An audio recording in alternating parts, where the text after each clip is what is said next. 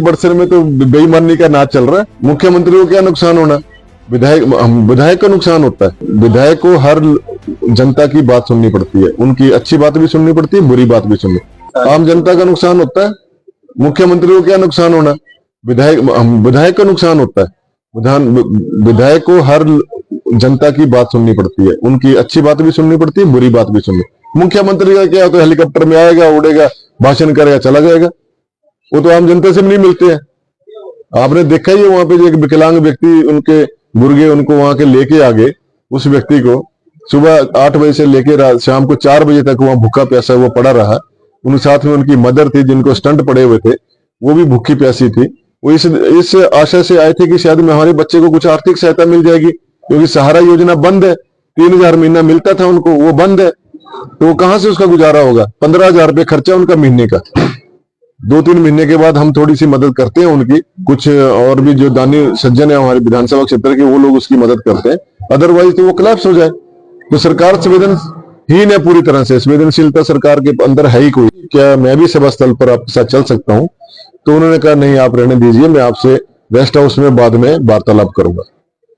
और वो नहीं मिले, रेस्ट हाउस तो आई नहीं। हो जनता इंतजार भी करती रही वहां पे, कई विकलांग व्यक्ति भी वहां थे। और मैंने फिर उनको सड़क पे ही रोका, जब वो जा रहे थे वापिस, तो मैंने अपना ज्ञापन उनको सौंप दिया। उन्होंने वहां पर घोषणा की कि मैं हमीरपुर में 300 करोड़ रुपए का कैंसर हॉस्पिटल खोलने जा रहा हूं, उसके लिए मैंने पैसे 300 करोड़ रुपए स्वीकृत कर दिए। आपके पास पेंशन देने के लिए पैसा नहीं है, सहारा योजना के लिए पैसा नहीं है, हिम केयर के लिए पैसा नहीं है, आयुष्मान के लिए आपके पास पैसा नहीं है, फिर आपने 300 करोड़ रुपए कहां से ला दिए?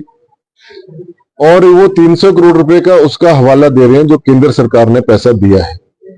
जायका प्रोजेक्ट के माध्यम से 1138 करोड़ रुपया जो है केंद्र सरकार ने स्वीकृत किया है पूरे प्रदेश में स्वास्थ्य सुविधाओं को चलाने के लिए। और उसमें से 300 करोड़ रुपए जो हमीरपुर में कैंसर हॉस्पिटल के लिए स्वीकृत हुआ है केंद्र सरकार की तरफ से, उसमें 10% पैसा जो है प्रदेश सरकार ने खर्च करना है। और वो उन्होंने उसमें नाम ही नहीं लिया।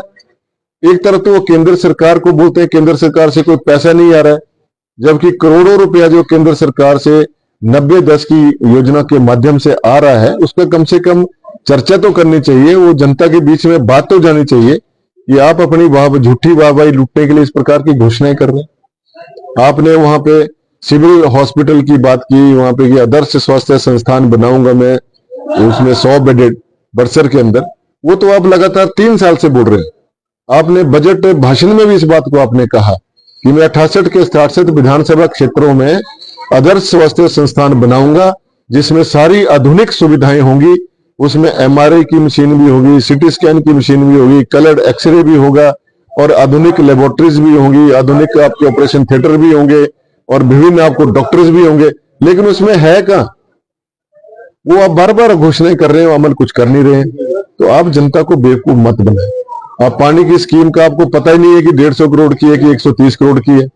आप वहां बोल रहे हैं कि 150 करोड़ की स्कीम जो है वो चल रही है, चला दी है मैंने। आपने कहां से चला दी? वो भी कि बीजेपी की सरकार के समय ठाकुर महेंद्र सिंह जी उस समय जल शक्ति मंत्री थे, उन्होंने स्वीकृत की थी वो NDBA बैंक के माध्यम से।